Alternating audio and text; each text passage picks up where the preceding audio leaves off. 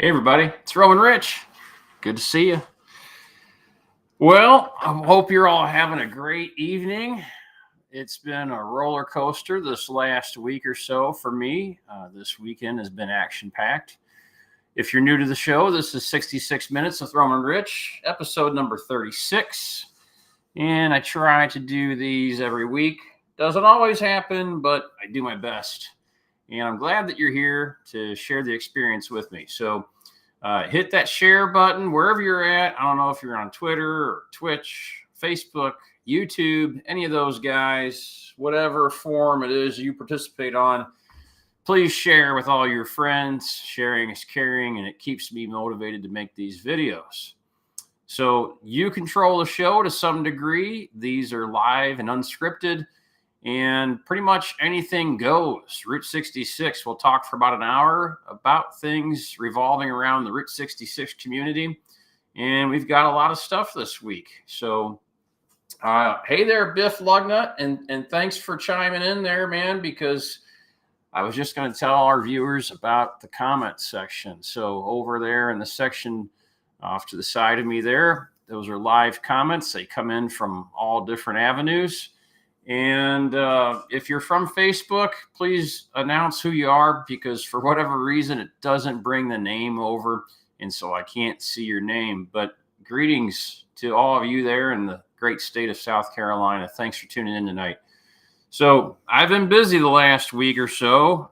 If you follow my Facebook stuff at all, and I encourage you to do that, I have been all over the United States this last week. If you get a chance, I'll pop up that QR code right there. And if you scan that QR code, that takes you to my 66 Minutes Facebook group. And I post there fairly often about my activities. I had to go out to California about a week ago to pick up a dump truck. And I drove it home all the way to St. Louis from California. And it happened to be in the same vicinity or the same time frame as our big eclipse that we had here across the Midwest. And so anyway, I ended up doing a long haul from Salt Lake City, Utah, all the way home with only about an hour and a half of rest in between. It about killed me. So if you're curious about those adventures, take a look at my Facebook page and all that. Be sure to follow me while you're at it. This weekend, I don't know if you roadies were out there or not. You should have been. We had a lot of action going on here in the St. Louis area. We had a neon sign relighting. It was a neon sign that has not been on Route 66 for about 50 or 60 years. In fact, it was laying along the side of a barn. It had gone down in the 60s, and somebody had all the great intentions of restoring it for many, many years. They had passed, and our friends in Sunset Hills acquired the sign and did a lengthy and very expensive restoration. And we put that sign up and lit it up finally last night. So that was exciting. Something that probably wasn't in the news, but I just serendipitously crossed paths with it, is a new neon sign went up just a few miles away along the old Manchester alignment in St. Louis for Woodard rug cleaning. And it's an animated neon sign. It's pretty cool. We're going to get into that a little bit. And then last and definitely not least, we're going to talk about the grand reopening of the western side of the Chain of Rocks Bridge that crosses over from Illinois into Missouri. And that was last used in the 60s.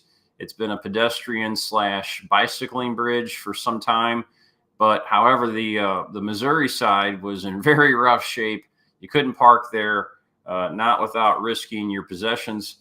And Great Rivers Greenway has done a fantastic job of resurrecting, revitalizing that area and turning it into a welcome center / park there at the Chain of Rocks Bridge. Pretty awesome stuff. So we're going to go over a lot of that today. I'm going to comb through some of the chat and the comments.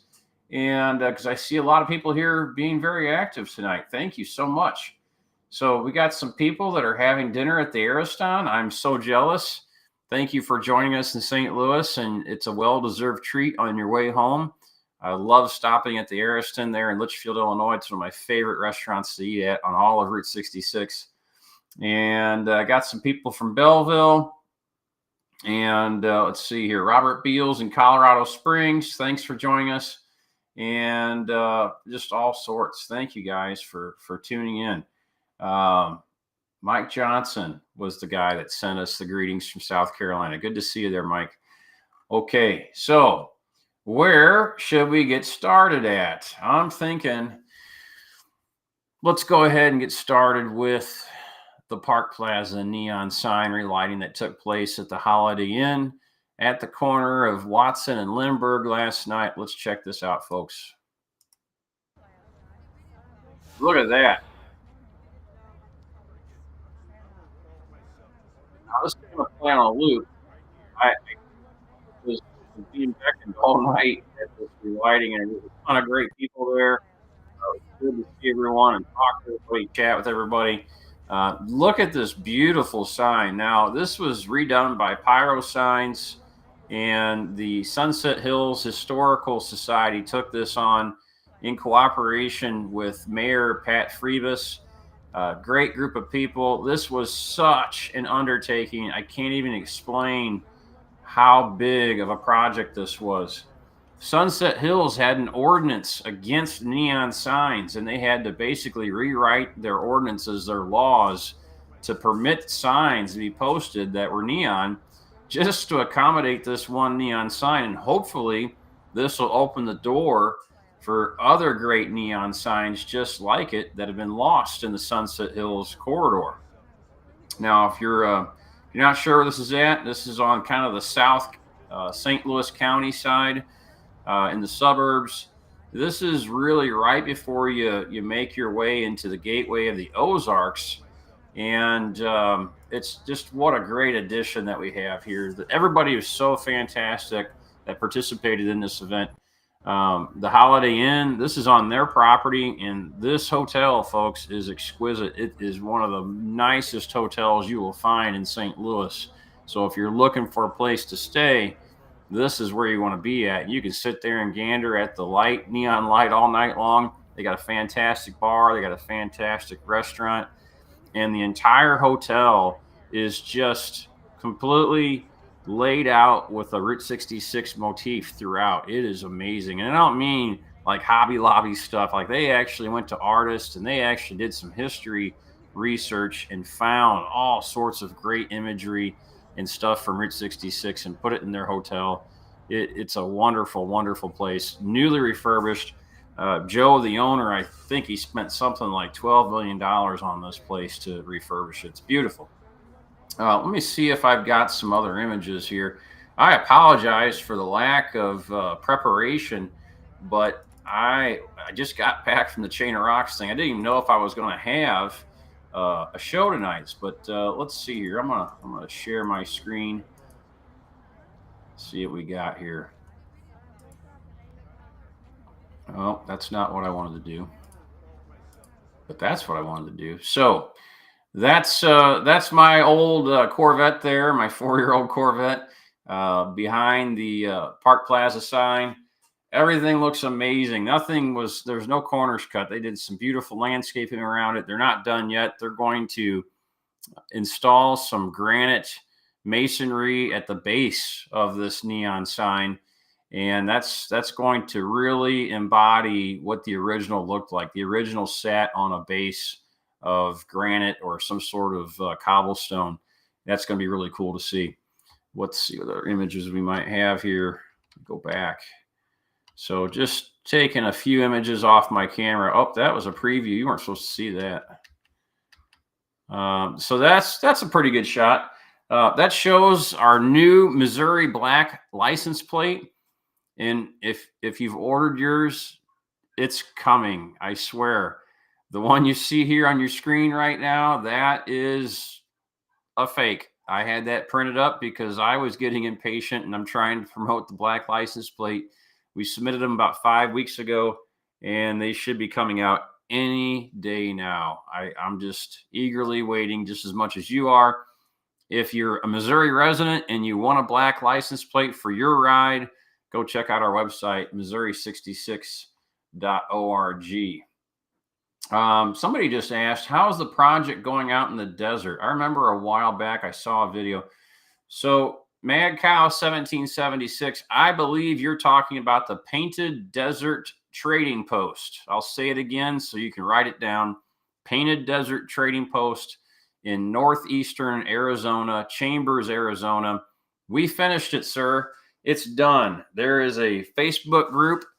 I didn't, surprisingly, I didn't do any real YouTube videos on it yet. I've been just going like crazy the last 6 years. I would say since 2018, I've really ramped up my the amount of stuff I get involved in. So yeah, the Painted Desert Trading Post is done. The word done means we're finished with it. It's not open. It's never going to be open, but it's secure. It's clean. It's painted. It looks just like it probably did shortly after it closed in the 60s. And it was an amazing effort of my colleagues and partners and the entire Route 66 community. Everything and everybody came together, much like this neon sign situation, to really make this work out. So if you're curious about the Painted Desert Trading Post, go Google it. That's really all you got to do. Google it. But there's a whole entire Facebook group dedicated to that Route 66 Painted Desert Trading Post. And you can see all of the work that we did along the way. And you can see all the great photos that the visitors have posted. It's free to visit. It's behind a locked gate. See the website, see the Facebook group page for details on that. Rusty was just asking, is the access still limited? Yes, it's behind a locked gate, but we have a caretaker out there. I used to be the gatekeeper up until a couple months ago, and I got so busy I couldn't handle it anymore. So we've got a dedicated person in that role, and as far as I know, no issues yet. And he's a local. He lives out in Holbrook, Arizona. Great guy. John's an awesome guy. He'll take care of you. So check it out. Exit 320. Write it down. Exit 320 on Interstate 40 is where you'll get off to go to the Painted Desert Trading Post. Very unique experience. Very spiritual. Unlike anything else you're going to see along your entire Route 66 journey, you will regret it if you don't go out there. Okay, let's see here.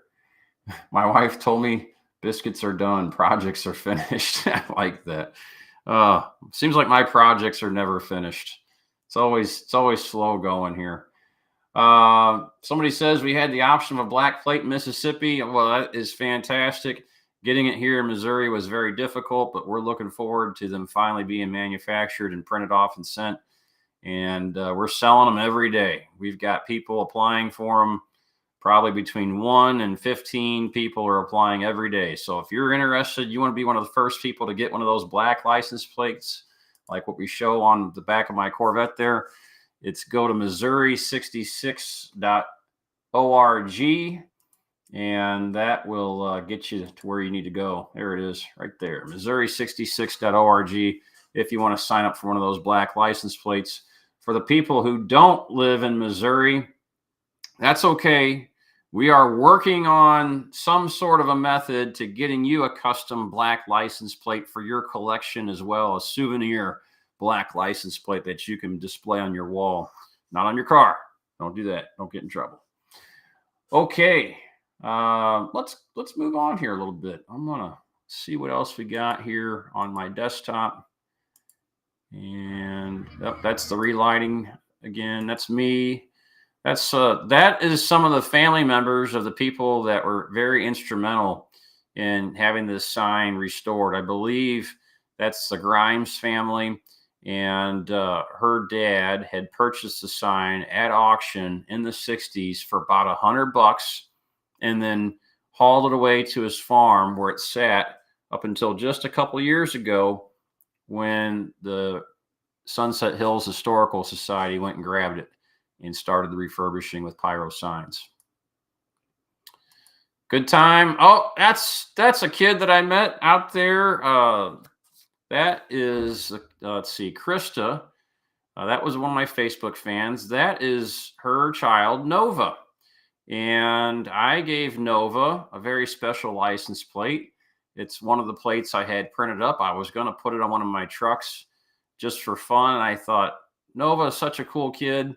I'm going to give Nova the black license plate.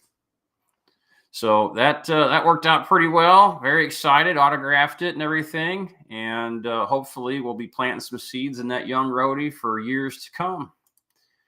That's another image. That one I shot from my phone, or not from my phone, from my camera. And that one turned out pretty good. Let's see if we can go full screen with that one.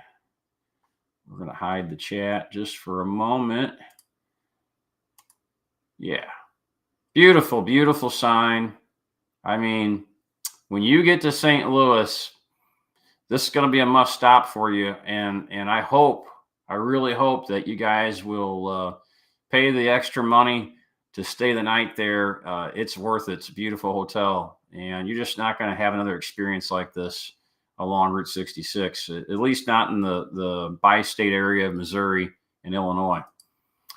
Not until I get the Shamrock put up, at least. We get the Shamrock operational. Then we'll have some competition, but it'll be a different experience still. Okay, let's go through the comments again. Somebody's asking about the Ribbon Road. We are going to get into that a little bit. So, yeah, there is some news on the Ribbon Road. We're going to talk about that here in a little bit. I'm trying to mix this up so that it presents a little better. That's better. So, yeah, there is a little bit of news on the Ribbon Road. We had a big meeting this last week, but we'll get into that in just a little bit. I'm still going through some comments because we got plenty of time left in this. And again, if you want to join me tonight, I'm going to switch up the QR code up there in the corner. Just look way up. I always got a frame way up there. You can scan that if you want to be on the show tonight. If you just want to share an idea, if you have a question, a random question, or just tell me about your favorite experience or anything like that on Route 66, by all means, join me on the show tonight. It doesn't take much. Just click that QR code and we'll get you in here. Let's see here. Going back down to the chat. Do we get a AAA discount at that hotel? Beats me. You might, but you're going to make some awesome memories. I can guarantee you that. Let's see. Ribbon Road. Okay. See, this is where I need a co-host. Need a co-host that goes through and does all this stuff for me and says, oh, this is a great comment here. All right, let's move on. So I'm going to go into a video or a picture of the Woodard rug cleaners. I'm going to get that queued up here. What a neat place. So I just caught this out of the corner of my eye the other day, and I was driving my normal pickup truck. I was hauling a trailer behind me. And Pyro Signs, the same people that did the Park Plaza restoration we just showed you, they were putting up this sign not too far away from there in Rock Hill, Missouri. And I was doing this, breaking my neck, going, what are they doing? Because usually you see some plastic signs going up or something, but this was a neon sign. I caught it out of the corner of my eye, and I said, I gotta go. And so after the relighting for the Park Plaza, I ran down to Rock Hill and got a picture of this beauty. Let's take a look at it real quick. Get it queued up here. Okay, there it is. So it's not a big sign. It's not super ornamental, but it is still a neon sign. And you're probably asking, well, what is that little character there to the lower right-hand corner? That is a rug in a bathtub, and it's animated. He scrubs himself or herself. So let's, I do have a video of that. Let's see here. Let me go back. There it is. I think. Did I get it? No, maybe I didn't. Oh, there it is. It just popped up. Okay, here it comes.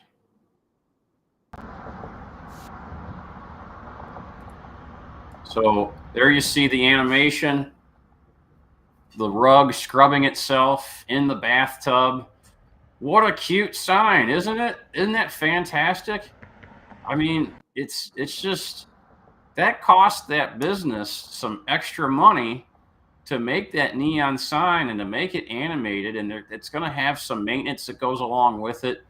And so, hats off to Woodard Rug Cleaners in St. Louis for embarking on this neon sign journey. How exciting! And it's even better when you come across them just randomly in the wild, serendipitously. What a great word! And it was so exciting to see them putting it up. And then when I got out there last night, I was like, "Oh wow, it's animated! How cool!" And a lot of artwork, a lot of intricate artwork went into making this sign. It's not a very big sign, so when you're working with that kind of neon, with that kind of detail and that size constraints, it's challenging. And notice the words Woodard when I pull out here is like it's double stroked. So it's not just the letters, it's double stroked letters. That's a lot of work. We pause it. Oh, I tried to pause it. Let's see here. Let me see if I can fast forward. Sophisticated stuff. It's not letting me. I'll wait till there it goes. Right there. Okay. So you notice the letters up top, how they're double stroked. That's a lot of extra work for neon. So I thought it was cool. I thought it was worthy of going out there and being one of the first people to get eyes on it, first roadies. And if I have to have any rugs clean, I'll take them to Woodard because they are definitely deserving of the business. Okay. All right. Yeah, Gerald just commented he's near Rock Hill. That's on Manchester. Yeah, it is right across the street from the Trainwreck Saloon, which I'm also going to talk about because the Trainwreck Saloon is one of the oldest businesses along Route 66. Period. And I should know the history on it. It's been a while, but I just have forgotten, unfortunately. So I want to go back and show that because the Trainwreck Saloon is practically right across the street. And I want to show that. Okay. So the Trainwreck's got tons of neon itself, and they've added a bunch in the last few years. This is an old school Budweiser sign out front. They've got their Trainwreck neon out front too in a window. And let's see what else we got here. Okay, so this isn't a super great image, but in the foreground is right through here. That is a buffalo. And if you look in the background on the neon sign, it says where beer and buffalo burgers roam. How fantastic is that? That's awesome, man. It's right here in St. Louis. That's just down the street from Carl's Drive-In. And I think Carl's Drive-In is actually in Brentwood. There's a city change right there. So I don't know if Brentwood has an ordinance against neon signs, but obviously Rock Hill does not. So Rock Hill has got it figured out. And Trainwreck's got more neon signs than that. They've got, I think, just about more neon signs than almost any Route 66 business I've seen, at least here in Missouri anyway. Let's see here. That's a little bit better, brighter image of the buffalo. There's a huge, huge buffalo out along the side of that building on a trailer. So this is the other side. See you at the Trainwreck. And it looks like they've got a little bit of an issue with their signage. The words Trainwreck have gone dim. That's probably a transformer issue. So, if the proprietors over at Trainwreck are having some issues, they could always reach out to the Missouri Route 66 Association. We'd be happy to try to help them on getting their neon fixed because I think it's fantastic. And not that I didn't notice, you got your Cardinals and your Busch signs, Budweiser signs, but if you look over here, they actually have a State Missouri 66 sign, and that's all adorned in neon as well. So fantastic. I wish I'd gotten there earlier. I got there about 9 o'clock or so, and their kitchen was closing. Otherwise, I would have had me a buffalo burger to go. I don't know if I've got any other images. There's that again. That's our little scrubby guy. And there's a close-up. So this maybe helps you see some of the artistic drawings behind it. There's a tongue and a mouth and eyeballs. I'll have to go back during the daytime and get some photos of it so that you can clearly see the graphics. But there's a lot of intricate neon in there.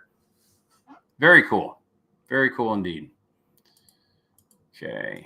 I think that might be about it for that.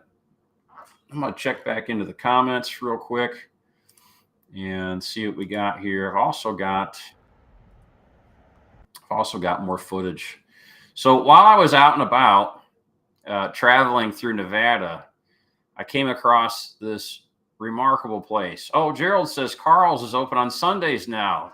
That's awesome. I don't think they've ever been open on Sundays as long as I've been going there. So that's good news. If you want a great burger and you're coming through St. Louis, you want to stop at Carl's. Extremely unique experience there. I'm going to see. So I was traveling through Nevada, and I stopped among this place that reminded me. It was so uncanny that it was almost the doppelganger of Larry Baggett's Trail of Tears Memorial here in Jerome, Missouri, on Route 66. And this place, I wouldn't say it's identical, but the craftsmanship and the artistic nature of it, you would think the same person did the Trail of Tears Memorial in this place. This place is called Thunder Mountain. This is in Nevada. And I just did a YouTube video on this. If you haven't seen the YouTube video, go on the Facebook group 66 Minutes and check it out. I'm going to put the QR code up for that again. There's the QR code, 66 Minutes with Roamin Rich. I posted the video there. It's also on YouTube. So I know people have been upset with me because I haven't been doing neon signs as much as I should, or sorry, neon signs. I haven't been doing YouTube videos as much as I should. I had a lot of people comment about that. Where you been, man? And this place is so neat. I just did a quick walk around of it and ran around it real quick and did a YouTube video. It's been the first one I've done in a long time. And I know I should be doing more besides these live videos. But I appreciate your all support for being subscribers and sharing out there and all that. But this place was neat. Let me try to go full screen with it and check it out. Let's see here. Go full screen. Okay, that's better. So this is called Thunder Mountain. It's a shrine, just like the Trail of Tears Monument, a shrine to the Native Americans. This is in Nevada. It's a state historical site. I couldn't get any closer to the building. There's a fence all the way around it. You're not supposed to go in, but it's not like it's a no trespassing area. They gladly will have you come into the grounds, which I did. And there's a donation box, and I donated and everything, just like you should. But you can't get up real close and personal with the building. And you see there's all sorts of carvings and sculptures. And anywhere where you see like these holes and stuff, those are probably like glass bottles. And let me pause this video. So those are like glass bottles. You can kind of see them sticking out. And those are all to let light in.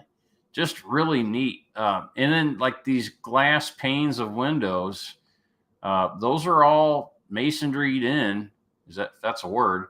And then, but those windows, they're like car windows. Like this one over in the lower right-hand corner, that looks like the side window of like a 1970s car.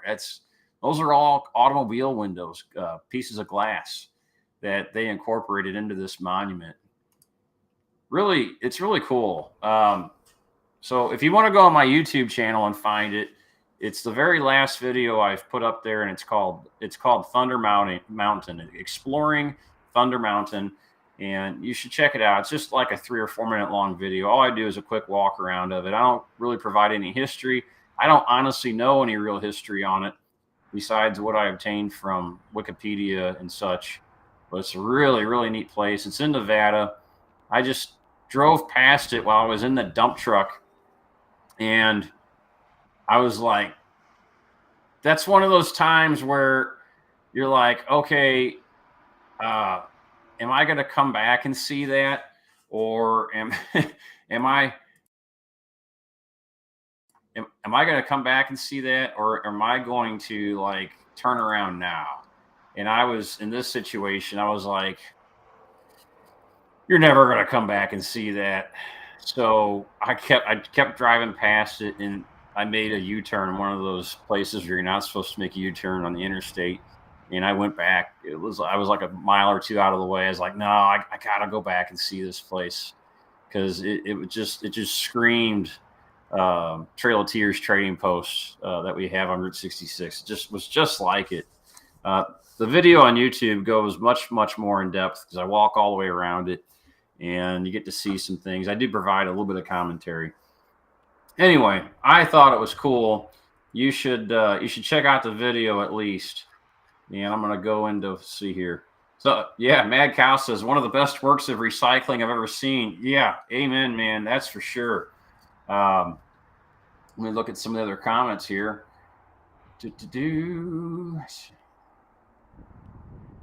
Okay, Tinkertown and Sandus Park, New Mexico.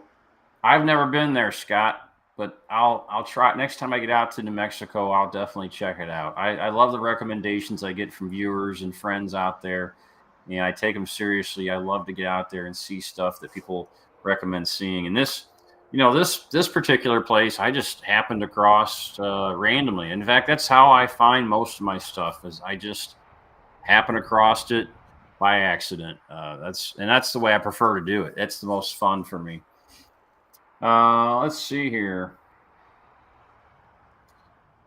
So I had a Facebook user ask, do I know how much the neon signs cost? They look so nice. Okay, well, yeah, I do have a pretty good idea how much the neon signs cost. I own the Shamrock Court in Sullivan, Missouri, and we redid from scratch. We found images of the original neon sign there, and we reproduced it based off of dimensions available and based off of found neon glass that we discovered on site during a cleanup day. And with all of that, I think we had the sign itself cost about $13,000, $13,500.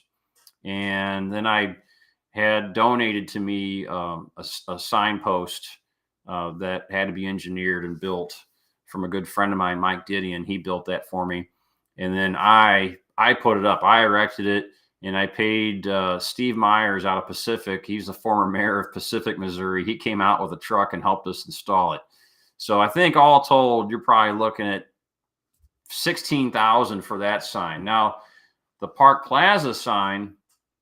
Now, anybody want to guess? I'll leave the comments go here for a bit. Anybody want to guess how much the restoration costs for the Park Plaza sign? I'm curious to see what your comments are on this one, because it adds up quickly. I mean, it really does. And I'll put the video back up here while we're deliberating on it. Maybe I'll come back to it, but it's expensive. So put that back up there. How much did that sign cost to refurbish? And so we got one guess at $2,500. We got another one at $25K. Well, $2,500 didn't get started on it at all. I can guarantee you that. $24,000 is another guess. You keep guessing, guys. $30K. We're getting warmer. I'll give you a hint. We're getting warmer. I would guess the Woodard sign. So Mike May says at least $50,000. He's getting close. Jorge Mendez, he's going to give me $175,000 for one of my signs over my shoulder, he says. I'll take it, Jorge. We're getting close. So I would bet the Woodard sign, with the one with the rug, I would bet that was probably $15,000. Yep, for an animated sign. Got a Facebook user. It says $60,000. And we've got a user out there. It says, Facebook user, it says, golly, I should get into neon work. And so one of the things I said, I did speak at the Park Plaza sign relighting last night. I did speak there. And one of the things I said, but this should inspire people. This should inspire people to resurrect neon, to recreate it, basically reproduce it when the signs are gone, just like we did at the Shamrock. And hopefully that will inspire people to get into and start dabbling in neon work and start doing neon again, because we need more people to do neon work. One of the hardships of the Missouri 66 Association is finding people who can do neon work. And I know last year, Tucumcari, New Mexico was struck with a horrible hailstorm. It wiped out so much neon. And I'm not sure who redid all that neon. And that's, Melissa Beasley and Johnny Meyer down there. They were a part of all that neon restoration. All the various shop owners and hotel owners and stuff down there, they had to fork out money and get that done. But I think people had to come from Albuquerque and from Amarillo, Texas, to help restore those neon pieces in Tucumcari. It's so expensive. So yes, you should get into neon. If I was a man with free time, honestly, I would get into neon. It's very intriguing. I like doing metal fabrication. I like bending metal and stuff like that. I'm not very creative as to coming up with things, but I could build some regular shapes and stuff here and there. All right. Looks like the numbers are in. We got Dwight at 75K. We've got Scott Bryan at 66K. Another one at 66,066 cents. 65. You guys are all getting close. Okay. As far as I know, I think the final number is right around, it was at least $95,000. I think there might have been another 10 or 15,000 involved with erection and wiring and things like that, transportation. But I know it was at least $95,000. And one family donated all that money. And sadly, I didn't mention this earlier, I should have. That family, the person that donated the money, he was I think 92 or 3 years old, and he died just before they finished that sign. And but he donated all that money, and the family made good on his pledge. So thank you so much for that. A lot of money, but gosh, it's going to make so many people happy, and this is going to inspire people all over in so many different ways that we can't even imagine. A lot of good guesses out there. I would have, if I didn't have the inside information on it, I probably would have said, for this guy, I probably would have said 70,000. There's a lot that goes into that sign. It's multiple animations. So if you look, the top rings, the halos, they animate, and then you got the arrows that animate, and you got a lot of different colors. It's really, it doesn't look like it's that big of a sign, but it's a huge sign. And Jorge's trying to work a deal with me over. Jorge, if you come up with $100,000, man, you can have all my signs. I tell you what, you can just have them all, sell them all to you for $100,000. Mad Cow is really engaged tonight. I'm planning a Route 66 trip that I hope to do within the next few years, but what hotels would you recommend to stay at to get an authentic feel of what it would have been like back then? In no particular order, I'll just rattle some off. This is not an all-inclusive list, but I would tell you the El Rancho is a great one. Now, that's the one right there. It's going to take you back in time. The El Rancho. You got Earl's Motor Court. You've got, which is in Winslow, Arizona. You've also got another choice in Winslow, which is fantastic, and that's the La Posada. Hopefully, you'll have the Shamrock Motor Court in Sullivan. You've got the Wagon Wheel. You've got the Boots Court. The Carlin Villa is a nice place to stay in Carlinville, Illinois. Yeah, that's where you're going to have the least amount of options, unfortunately. And until someone can educate me on it, and I don't think they'll be able to, you're just not going to find old, authentic experiences in the motel industry through Illinois. They just don't exist, unfortunately. Delta Motel is what Mike May is suggesting. I've never stayed there. Oh wow, Jorge's all over it, man. He's got you got the wigwams, you got the Big Texan. I love the Big Texan restaurant. I'm just being honest. I love Bobby Lee. Dude's great, but the motel needs some love. It really does. I mean, it's kitschy, it's neat, but it at least 3 years ago that place needed some love. Motel Safari, Blue Swallow, the Roadrunner. Those are 3 places in Tucumcari, and you ought to stay at every one of them. And there's going to be more places in Tucumcari, from what I understand. The Campbell Hotel in Tulsa, that's a great one to stay at. So yeah, you've got a lot of choices, and I'm sure. I've just got another report from Jorge. The Big Texans just opened up some new cabins. Well, I can't wait to see those. That's great. There's a lot of great places. The Chelsea Motor Inn, that's a good one to stay at. That's a small place if you can get it. They only got, I think, like 8 rooms, so you might make your reservations in advance for that one. And I'm hoping that people will take motels a little bit more serious. And again, just like Neon, become curious and inquisitive and jump in there and get you one. Start one. Munger Moss is up for grabs at some point. That's just being honest, folks.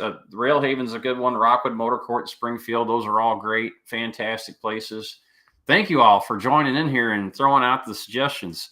But, the Munger Moss, it's endangered. We've got a work session coming up here soon, and I don't have any captions or anything ready for it, but I think it's May 3rd. Listen, folks, if you're interested in possibly meeting me and you're interested in getting your hands dirty for a day or two, there is going to be a cleanup session, I believe, May 3rd in Lebanon, Missouri, and at the Munger Moss Motel. And it's important that as many people show up as possible to show the Lehman family the outpouring and support, because they're really struggling over there to keep this place going. Bob and Ramona did a great job, and it's hard. It's really tough. These old motels can be difficult, and there's some challenges there that have taken place. I got a bug bugging around me. There's some challenges that have taken place in the Lehman family in the last year or so. And I'm praying, I'm hoping that everything will work out and that the Munger Moss will be safe, but it needs some love, and it needs some help from folks like us. So if you got any time to come down and work and just help clean up, just grab a bucket of water and a scrub brush or something, or a paintbrush, anything. May 3rd and 4th, I believe, is when it is. You can check, just Google it. Just look it up on Facebook. I'll try to put up a link in the Facebook group in 66 minutes. But the work session for the Munger Moss, I hope to see you guys there, because it's difficult. So campgrounds on Route 66, there are campgrounds. None are coming to mind, but I have taken the RV out a few times and camped along Route 66. Yeah, we've got a Facebook user saying they're going to be there, Munger Moss, May 3rd. So I hope to see you guys there. Okay, so we got about 20 minutes left in the show. What else do you guys want to know about? Now, I know we got some things to talk about with the Ribbon Road. I'm going to get into that in a little bit. I'm going to check my desktop. Oh, gosh. Forgot about the Chain of Rocks Bridge. Man. Somebody's asking about the blue whale. I'll go ahead and address that now. And honestly, I don't know. I really don't know what's going on with the blue whale. We talked about it extensively one time on an episode of a few episodes back. And I know somebody I think Brady created a Facebook group dedicated to that. at least on the show, the sentiments here were we don't want you to make all these bougie. That's a word. It's a word I've learned recently. Bougie improvements to the blue whale. I feel the same way. I would like to see the ark restored. I'd like to see some of the old artifacts around there restored, but I don't want to see this state of the art modern blue whale. I want to see the blue whale the way it was when Hugh and Zelta Davis built it.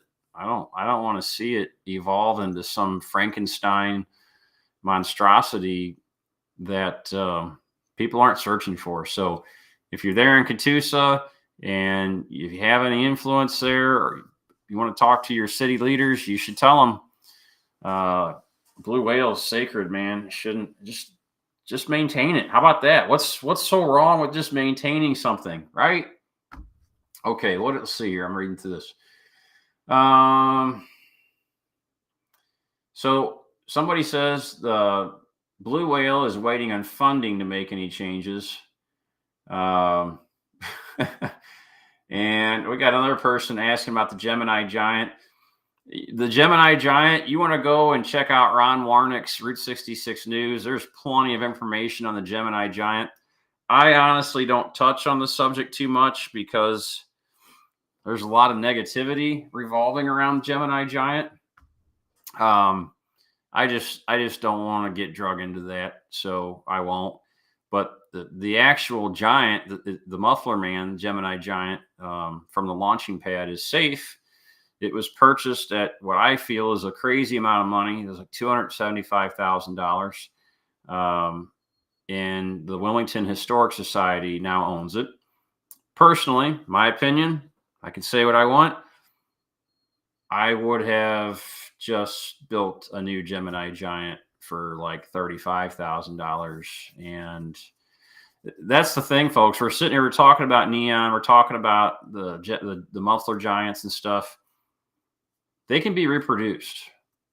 And one of the things, I'll probably have an episode on this one time talking specifically about neon. And I'm going to get real with you guys. So there was a collector. We'll call him a collector. Greg Romberg, nice guy. I never got to meet him. He did support my efforts to do restoration at the Shamrock. He contributed to that. But I don't at all agree with his motives. He's since passed. He died just a few months ago. And this is a big thing. He was tireless in searching out, finding, and removing neon signs from all over. And before he died, just like a month, and he knew he was sick. Just a couple months before he died, he managed to collect a sign off of Route 66, and it was one that really resonated with me personally.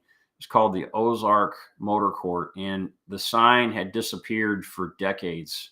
It was purchased, and then it came back to light. It was unearthed, and it was sitting along a shed in Cuba. That fella died, and then Greg swooped in and bought that sign and stuck it in his warehouse, and then he died. Here's the thing. This is my main point. When you remove a neon sign from its native environment, you're basically removing the opportunity for that sign to make any difference in people's lives, to inspire people. Yeah, some people are going to tell me, well, I'm saving it. And my April Fool's video that I do every year revolves around this very subject of saving things on Route 66 or anywhere else for that matter. So if you haven't watched the April Fool's video that I do, it's the same video. I've been doing it for years. I just replay it. It's the John's Modern Cabin Heist video where I pretend to save or steal the John's Modern Cabin sign. And in fact, I did not do that, but I had that sign reproduced. And I just want to say, in regards to the Gemini Giant, I think it's somewhat reckless and irresponsible to reward the behavior exhibited by the owners of that place by giving them $275,000 for something that could be reproduced for $35,000. People they're gonna disagree with me, and that's okay. Alan Whitman, he says it's not the original, it's a fake. It's not a fake. It's not the original. You are correct in that statement. It's not the original. But when you're being extorted for nearly 10 times the amount of money as it costs to build one, practicality needs to be figured in and how we're going to spend our money, and that's just me. I'm a businessman. So I don't call it a fake. Here's why I don't call it a fake. It had to be built by craftsmen. This is a dying art that American Giants is bringing back to life. And so you're supporting these artisans in their endeavors to try to make a living off of recreating these muffler men. And Mary Beth Babcock, she's been a proponent of that. She's got a new giant being erected in Tulsa as we speak, and the Missouri 66 Association has supported her in her efforts. Do we call Buck Adams fake? Do we call Stella Adams fake? No, they're not fake. They are their own entity. The Gemini giant could have been reproduced very easily. That's what I would have done. You just gave $275,000 to somebody who hates Route 66. And days later, they went on Twitter and talked about how they were going to sue the new owner of the Gemini giant for copyright infringement. I don't think it's possible, but I'm just telling you, that's what they said. They said that. I've got it on video. I saved it because I figured it would get deleted. It probably has been. So you're rewarding that behavior by it's extortion. It was ransom was what it was. She held the Gemini giant ransom, and everybody fell for it and paid it. I still got it sitting here, a prop. We talked about this not long ago. So somebody paid. This is some Hobby Lobby stuff. Look, it says $49.99 on the tag. It's a cool little souvenir, but this very item, which you can find in Hobby Lobby, was in her auction, and somebody paid like $350 for this thing.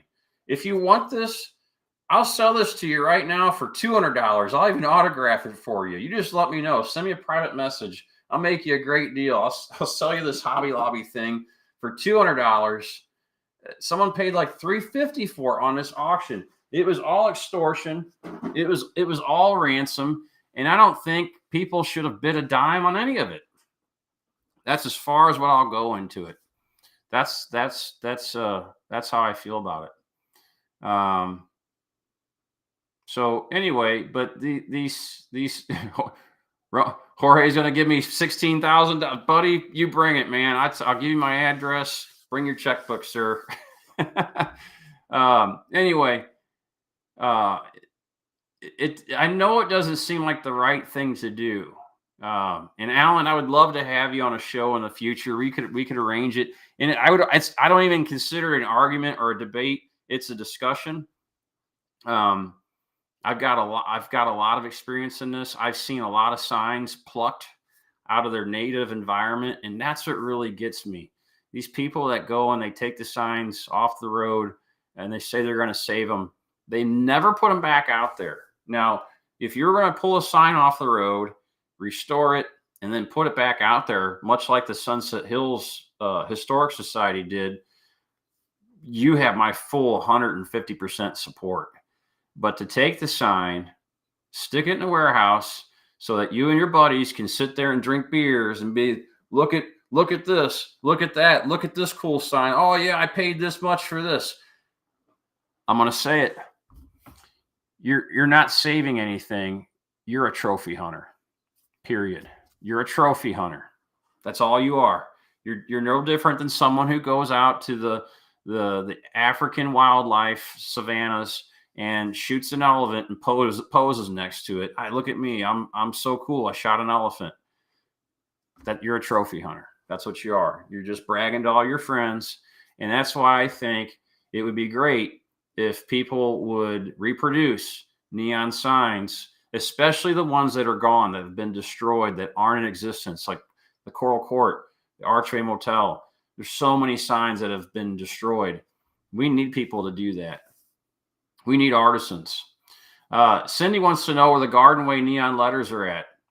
Well, they're tucked away. The city of Pacific, Missouri has them in their possession. They were donated to the Missouri Route 66 Association, but the city of Pacific has them in storage, and we're hoping to do a display at some point. LB Eckelkamp still has the Garden Way neon sign. He has it in storage. It's his sign. He talked about putting it up at Shaw's Arboretum over there, the Garden Way, and I hope he does that. Let's see here. Gosh. Oh, my shirt. I had this shirt on not long ago. This is a Ted Drew shirt. This is one I had I'd shown in a previous episode. That's why I really didn't go into it too much, but man, I got on a tangent. So you guys caught me up with the Gemini Giant. I didn't think I was going to go that deep into it, but I had to say a few things because the neon signage, Greg Romberg, his whole collection, you guys are probably wondering, well, he died. So I'm going to go see his collection. Wrong. Guess what? The man didn't have his affairs in order. It blows my mind. He had this huge collection of neon signage and memorabilia from St. Louis area, Route 66. And he loved Route 66. And this guy was a millionaire. He did not have his affairs in order. His entire collection is going to Las Vegas this November. The whole collection, folks, is going to Las Vegas this November. So other vulture trophy hunters can pick over his collection and completely scatter it. It was bad enough that the collection was shoved in a warehouse only to be seen on appointment only. It was bad enough, but at least it was here in St. Louis. At least you could have maybe had an opportunity to go see it. But now the whole thing has been shipped off to Las Vegas and is going to be sold to the highest bidder, where you're going to see the same exact thing happen as we saw with the Gemini Giant. You're going to see the La Casa Grande sign, which there was no reason why it should have been removed, but he swooped in and lured it away from him with a high amount of money for whatever from the owners. The building still stands. The little motor court's still there. It's long-term housing, but it's still there. You're going to see all that stuff go to the highest bidder, and it's just ridiculous. I hate it. And I hate to say that word, but I hate it. And I hate the fact that the man didn't have his affairs in order, that he was, and I'm being very opinionated here, I might get in trouble, but he was led by greed. He knew he was dying, and he was still trying to buy signs, even though he didn't have a long-term plan in place. He did not have a plan in place for afterlife. And so now all of his signs are going to go to Las Vegas. There you go, folks. That's what happens. And that's why I think people should recreate signs, because it dilutes the value of the original. It shoves it in the face of the trophy hunters. And if I can get my way, I will reproduce that Ozark Motor Court sign, if nothing else. And I will put it on public display because it will dilute the value incredibly of the original. All right, I'm done with that. If you guys want to know more about that, I'll do a whole other show on it, but I want to have some guests. So if anybody wants to volunteer to come on and discuss, man, that's going to be a great show. Shoot me an email, shoot me a message on Facebook, and let me know if you want to be on the show. I can't wait to see you on there. But let's get into the chain of rocks. Okay. Here in one of our 108 parks here in the city of St. Louis. We're thankful for you to experience that along the way. And greenways bring vibrancy. So I don't have a lot of footage. I was trying to collect a bunch, but I started running out of time. I'm just going to put this guy on a loop and play it again. And I'll take the audio away. But hopefully soon I will have a YouTube video or something it was really difficult to get there today. They have a really small parking lot, but Great Rivers Greenway has done an amazing job of turning the whole western side of this bridge into a park and into a beautiful park, and most importantly, a secure park. It has gates and fences all the way around it. And as far as I know, it's supposed to have an attendant 24/7. And you don't get in unless you get past the attendant. So, man, I got to tell you, that is impressive. Thank you, Great Rivers Greenway, and all the participants that made this happen. Because I'll be honest again, this was a blighted area on Route 66. This was an area where you were told explicitly, do not stop under any circumstances. Do not stop on the Missouri side, because if you do, you're going to have your possessions removed from your car. And people did. I can't count how many times people came back to me and said, I made the mistake of parking on the Missouri side. I just thought I could walk away for 15 minutes. And they busted my windows out, and they stole my camera, and they stole everything else. It happened. So I'm hoping that this will encourage and influence a lot of positive change in the North St. Louis area. There's a lot of Route 66 communities people don't know about because they're too scared to go through. And I can't blame them. It's just a fact of life. But Baden is one of those. Baden was a rich German community. And there's still some historic structures there, but overall, it's kind of burned out. So I'm hoping something like this will encourage a little bit of gentrification or resurrection, an interest in restoring some of these neighborhoods along North St. Louis. Let me see here. I mean, I apologize, folks. I just did not get any footage from that other than what you're seeing there. Let me go to Facebook real quick and see if I can pull something up, because somebody had an aerial view, and I'll see if I can pull it up real quick. Somebody had an aerial view recently of what it looked like, and I'm going to see if I can find it. Okay, let's see. Chain Rocks Bridge, grand reopening, Missouri side. Let's look at that. I'm going to see if I can get something pulled open here. My video keeps coming up. Facebook is... The algorithms are working too good. Facebook. Oh, I found one. Okay. Let's see. Can you give me a better image, people? Trying to find a good image. I'm not. That isn't one. I'm unprepared, but I do have one image. Let me get back to it. It's see if I can blow it up. Yeah. Okay. Let's share the screen.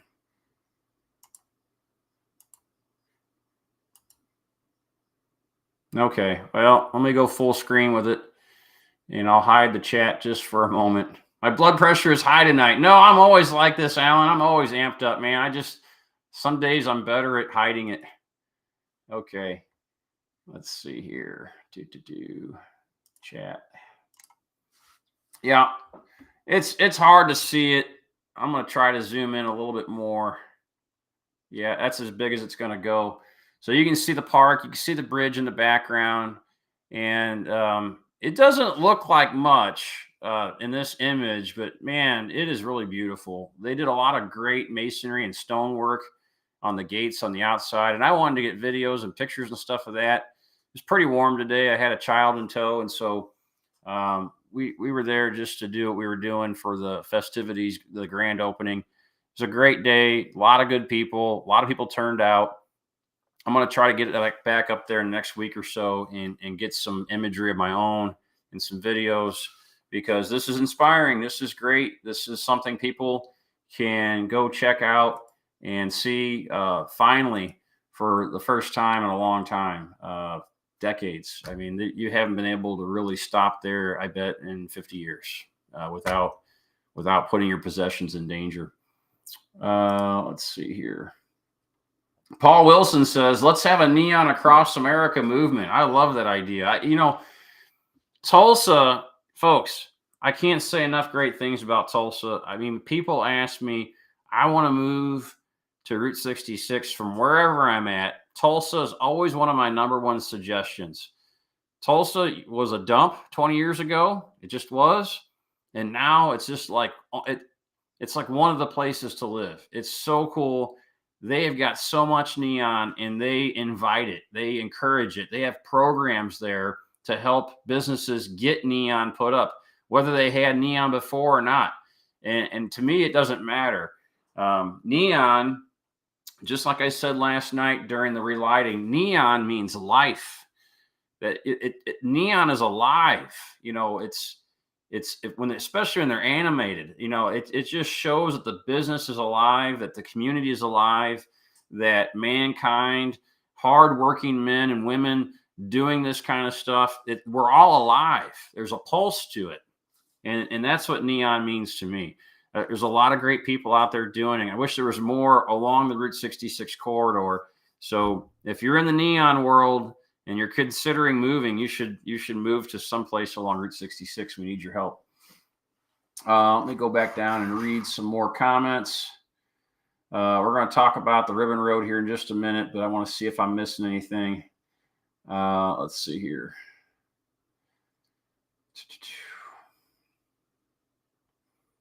Yeah, local and national politics and preservation is almost a necessary evil. That's the truth. It was politics that played a role in the Great Rivers Greenway Chain of Rocks Bridge thing. There was a lot of grant money. There was a lot of state money that got infused into that project, and I'm happy to see it. Paul asks, can you park in that area? Yes, sir, you can. It is open for parking. You have to go past an attendant. It's secure. As far as I know, it's going to be secure.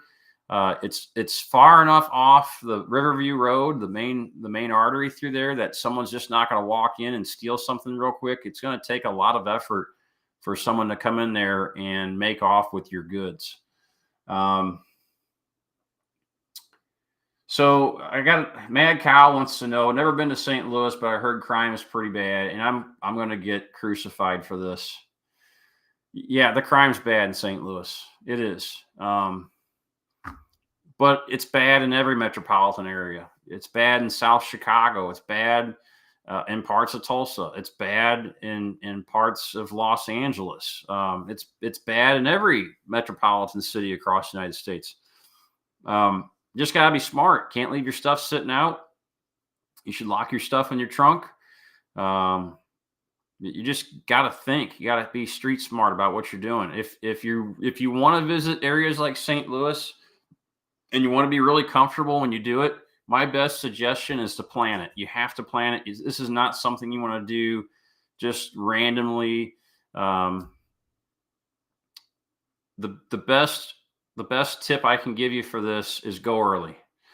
If you want to go and explore urban areas that you're scared of, and this is your personal preference. I'm not scared of many places. I'll roll down into Crenshaw or Compton. I'm not scared. I'll sit there and have a picnic in the middle of East St. Louis. I'm not scared. But if you're scared, and that's okay, go early. Go between the hours of 7 a.m. and 10 a.m. and I guarantee you'll be fine. There's just nobody awake at that time hardly, so you'll be okay. That's my best tip for going out into areas that have been rumored to be full of crime. Man, I went over. I'm at 1 hour and 8 minutes. As far as the Ribbon Road goes, folks, I don't know what's going to happen. I took part in a meeting of interested parties. There was 30 some odd people there. I'm one of those consulting parties, and it was the first time we got to see Scott Hilton ever. Scott Hilton is the county commissioner. And yeah, I'm calling that dude out because he would not take meetings with us. He would not talk to us. He wouldn't have a phone call with us. This guy has blatantly ignored us and hid from us like a coward. And he finally shows up to one of these meetings, probably because he had to. He's paid to. And I just got to say, I didn't really see anything really productive come out of the meeting. I don't know what's going to happen. We weren't given any sort of conclusion from ODOT, which is who held the meeting. But all I can tell you is that it just reeks it reeks of not collusion. What's the word I'm thinking of? Oh man, it's just bad. I don't know what's going to happen. They talk about grinding the road, then they want to go back and say, "Oh, we're not going to grind it. We're going to scrape it." And it's just really what it really boils down to is ignorant people who don't care are at the helm of power. They're the ones that have the ability to make decisions over this project. Get this bug. Where's it coming from? Springtime, summertime, bugs are coming out. So I really don't know. I did record the entire meeting, and I'm thinking about publishing it, putting it out there, because they had no real good response for their motives at all. Nobody did. I even asked them at one point, I want to hear the benefits of your plan versus the benefits of my plan. And they couldn't do it.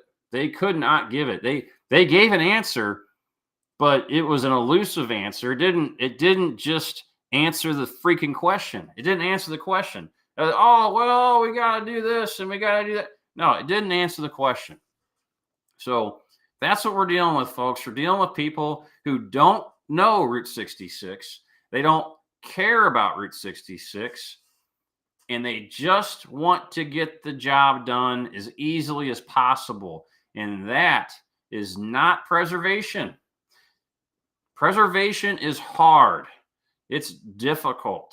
It's time consuming. It's dirty. It's expensive. And these people want nothing to do with that. They want to destroy a 100-year-old road and make it into a brand new, shiny, bright and shiny road that nobody's going to care about. That's what they want to do. So corruption, thank you. That was the word. Thank you, whoever you were. I do that. My mind goes on a blank. I guess in closing, we still need your support for the ribbon road. So, yeah, call these people right there on your screen. Why is it cut off? That's weird. Hold on a second. I don't know why it's cutting off. Let me go full screen with it. Still cut off. Strange. Well, let me see here. I can fix that. Hold on. Because this is important. Yeah, you need to get a hold of these people. I'll get it pulled up here in just a second. Let me try again. Still not. That's not doing what I want it to do. Come on, Restream. Let's try this again. Now it's going to work. Oh, now it's working. Okay, so there it is. And those first two, those are the ones you need to call. Scott Hilton, Todd Lippy. Those are the ones you want to call. Those are the guys right there. Scott Hilton, Todd Lippy. Challenge them. Ask them, what's so good about your method? Why is your method better than Roamin Rich's? Why? We want to know. It's a money grab, folks. People are they're trying to do it as quick and easily as possible so they can save as much money as possible, because when they save money, they can offer kickbacks. The contractors can offer kickbacks. And that's, I'm not making accusations. What I'm simply saying is that scenario in this situation exists. Kickbacks exist. I'm going to go ahead and pull me up again just for a little bit before I close out. I'm not saying that they're corrupt. I'm just saying that the opportunity exists for corruption, for kickbacks. And they seem so resistant and so reluctant to do the right thing, even though I'm literally hitting them in the face with it, and so is everybody else. Why else would it matter? Why not just do it the right way? It's because it's hard, and they probably don't stand to profit from it. I'm saying probably. I don't know. But yeah, it's still endangered. So call those people. Yep. Everybody always says follow the money trail. Unfortunately, in my experience, it's hard to follow the money trail when you've got a contractor and he's pulling in $3 million. How do you follow the money trail back to the officials, the dignitaries, the commissioners? How do you follow the money trail back to them?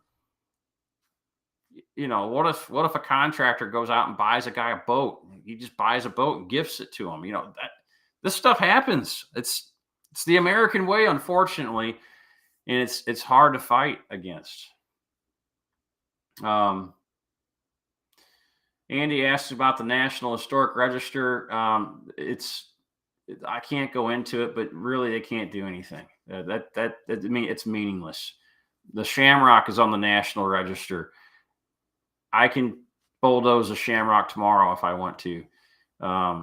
If I take any money, any federal money that stems from a National Register grant program, I had to pay the money back, but I could still doze it if I want to. Okay. Well, man, this is a long one. I'm 10 minutes over. So I'm going to pop that up just one more time. There they are, folks. Russell Earls is another one. He's the one that started all this. And I would invite him on to a show, but I know they won't come on. Todd Lippy might come on. He was the only one that would actually challenge me back during this whole conversation we had, this whole conference Zoom call. He was the only one that would really challenge me, and I would love to have a spirited discussion with him a little bit further. But Scott Hilton's a guy there. He's the one in charge, but Russell Earls is a former commissioner, and he's the one that started all this nonsense. He's the one that sent the Greater Blades out there. He's the one that said, I don't care about historic Route 66. I wish this road was gone. And somehow they got this guy in charge of things, and they got his minion, Scott Hilton, over there in charge of things. It's all my opinion. I've seen it. It doesn't make any sense. If it doesn't make any sense, there's some falseness to it. So it is what it is. I appreciate you guys. Let me pop a couple of QR codes up. If you're interested in anything I did in the last week or so, as far as my journeys and adventures, check out that QR code right there. That says follow Rich. That's a link to my Google Maps profile. Follow me on Google Maps. You're going to get to see kind of like what you saw here tonight. You got to see a glimpse of the real side of Roamin Rich. Okay. You got to see that tonight. So check that out, because I'm raw and unfiltered. And I've written over 620 reviews on places on Google Maps. I'm one of the top contributors to Google Maps in the entire country. And so please follow me on there. Let me know what your thoughts are, because I put a lot of effort into those reviews. And I think Google Maps is a great way to help support our businesses, even the ones we don't like, because when we give them negative reviews, it should be a suggestion, or it should be helpful to them to make improvements to their business. I love Google Maps. Absolutely love it. So thank you for scanning that. Thank you for sharing all this. I appreciate you guys. I hope to be on next week. I don't know what's in store for me this week in life, but thanks for hanging in there despite all the gaps in broadcasts. I appreciate everyone. All right. Till next time, go your own way, folks. I'll see you later.